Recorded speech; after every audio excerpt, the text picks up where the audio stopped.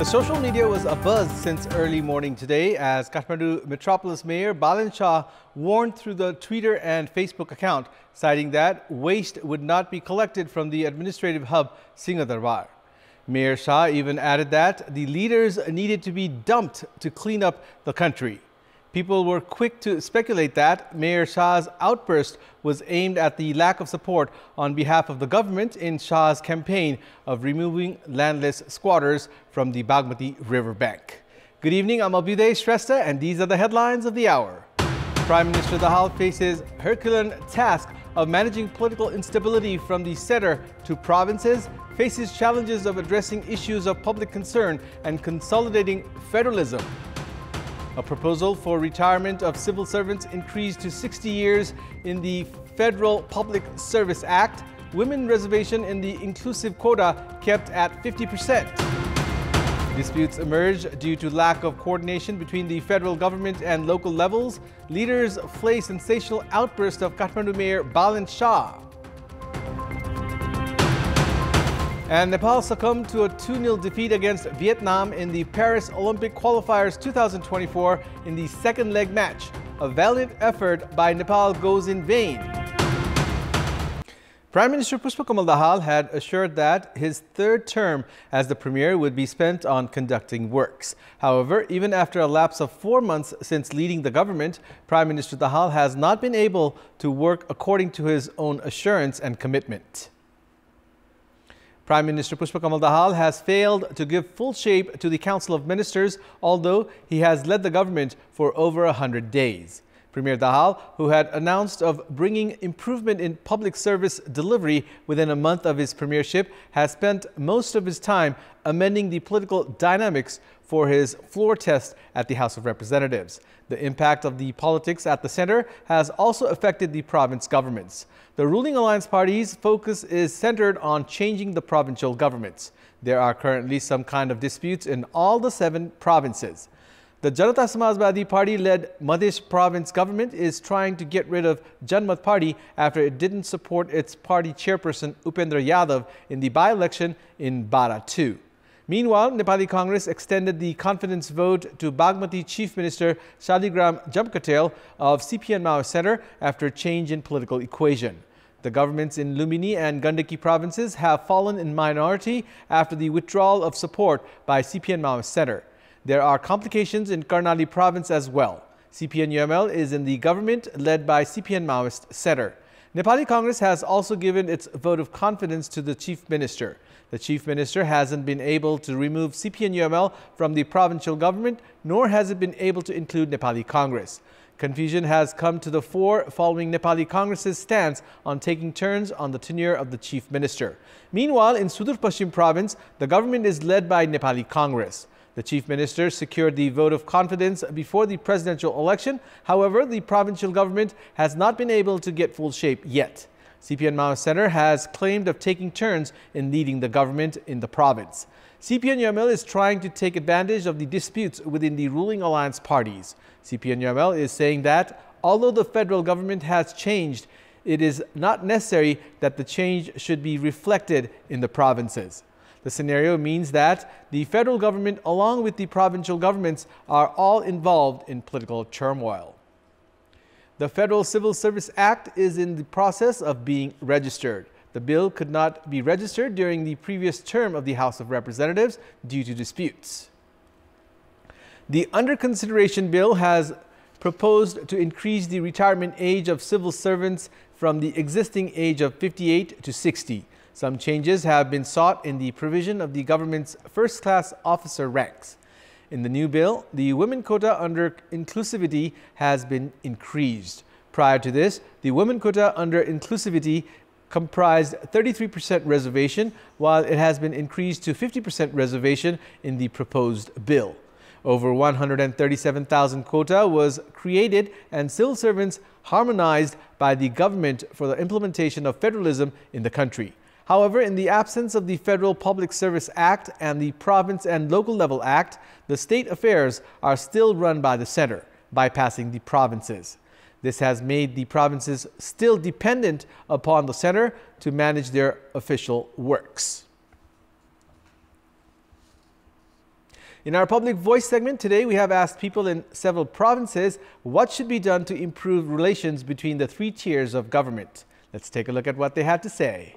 Public Voice. कुनै पनि काम गर्दाखेरि एउटा साझा कार्यक्रम तय गरेर सबै लाग्नुपर्छ। केन्द्रीय सरकारले प्रदेश सरकारलाई अनि प्रदेश सरकारले स्थानीय सरकारलाई समन्वय गरेर अगाडि बढ्दा राम्रो। स्थानीय तह प्रदेश संघीय छ यिनीहरूलाई आफ्नो आफ्नो कामको जिम्मेवारी अनुसारको संघीय सरकारले पावर दिनु पर्यो। तिनै तहको सरकार बीच सल्लाह समन्वय गरेर अगाडि बढ्नुपर्छ। विकासमा सबभन्दा जहिले केन्द्रित भएर चाहिँ जानुपर्छ। प्राप्त गरेको जिम्मेवारीलाई पूर्णता वफादारीका साथ निर्वाह गरेको खण्डमा तीन तह बीच कोअर्डिनेसन हुने सम्भावना देखिन्छ। संघीय सरकारले नै यस्तो खालको नीति अथवा खाका बनाउनु पर्यो कि जसले गर्दा तिनै तहलाई काम गर्न सहज होस्। तिनै तहको सरकारको बीचमा एकल अधिकार र साझा अधिकारको बीचमा उहाँहरूलाई चाहिँ स्पष्ट हुनुपर्छ। एकै प्रकारका नीतिहरू चाहिँ लागू गर्नुपर्ने हुन्छ। एकता नभए त हामी केही काम गर्न सक्दैनौँ। तिनै तहका सरकार बीच अहिले विकास निर्माणको सवाल मुलुक निर्माणको सवालमा पारस्परिक सम्बन्ध हुनुपर्छ। स्थानीय केन्द्र जुन सरकारहरुमा चाहिँ के कस्तो समस्याहरू छ त्यसमा पहिला मेन भनेको चाहिँ हामीले फोकस गर्नु पर्यो। विधि नियम कानुन अनुसार चल्न सक्नु पर्यो अनि स्थिति बस्छ। तिनैटै सरकारको समन्वय गरेर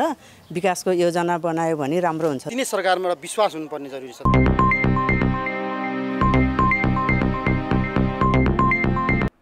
Mayor of Kathmandu Metropolis, Balin Shah, has publicly vented out his ire against the federal government, citing lack of cooperation in his drive to evict landless squatters from the banks of River Bagmati. Meanwhile, Mayor Shah's comments on his social account has been analyzed through various perspectives. Kathmandu Mayor Balin Shah earlier this morning announced through his social media account that waste will not be collected from the administrative hub Singha Darbar. Mayor Shah added that in order to clean up the country, leaders needed to be dumped first. This comes after the metropolis could not receive support from the Home Ministry to evacuate the landless squatters in the capital. The metropolis yesterday had sent a dozer to remove the squatters in Kathmandu's Gairigaon along the Bagmati corridor, as the metropolis team had to return empty-handed after local squatters burnt tires and staged massive protest. The police administration remained a silent spectator, saying that they haven't received any orders. Replying to Mayor Shah's tweet, CPN-UML General Secretary Shankar Pokhriyal said that the remarks made by a responsible authority would push the Nepali society to anarchy. Some social site users have supported Mayor Shah's crusade to evict the landless squatters, while some have expressed disappointment, saying that there was a significant expectation from Mayor Shah.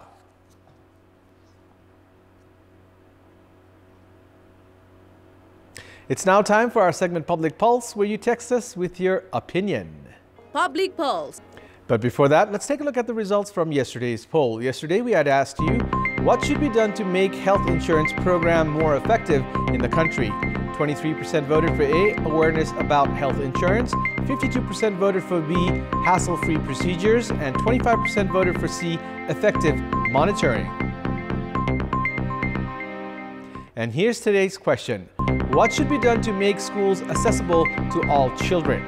Your options are A, initiative of local levels, B, assistance for deprived, and C, aware parents. The voting is on. Type NEWS, select your option A, B, or C, and send it to 34001 to share your opinion with us. The Annapurna Chamber Orchestra has presented the songs of late Ambar Gurung, Narayan Gopal, and Gopal Yonjan, among other renowned artists. The program, participated by Nepali musicians and artists all the way from Norway under the project Nepal-Norway Orchestra, was organized by the Taleju Dhankumari Kosh and supported by LRI School. The history of orchestra in Nepal dates back to the time of late King Mahendra, who had invited Ambar Gurung to start an orchestra school in Nepal. Later, late Narayan Gopal, in his deathbed, had also expressed his desire of witnessing an orchestra school in the country. We present to you a glimpse of the orchestra.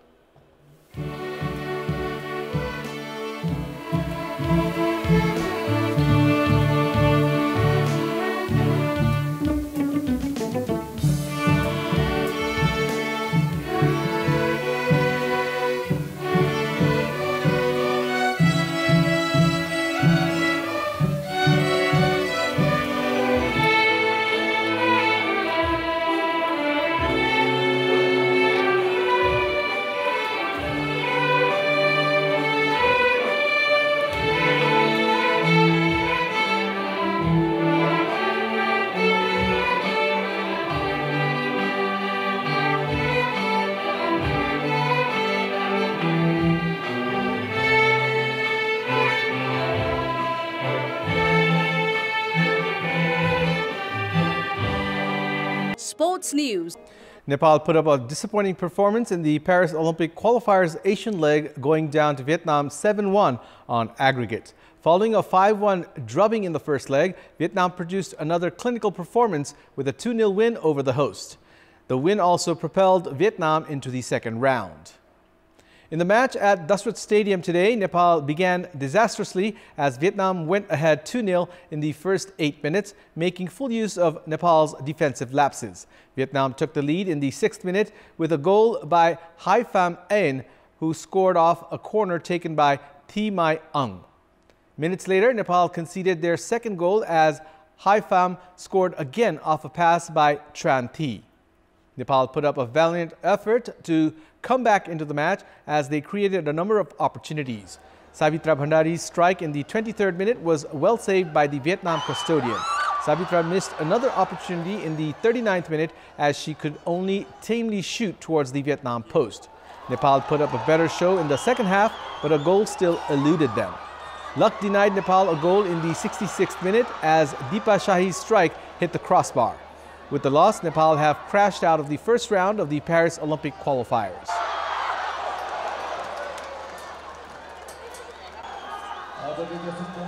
And it's time now for the weather update.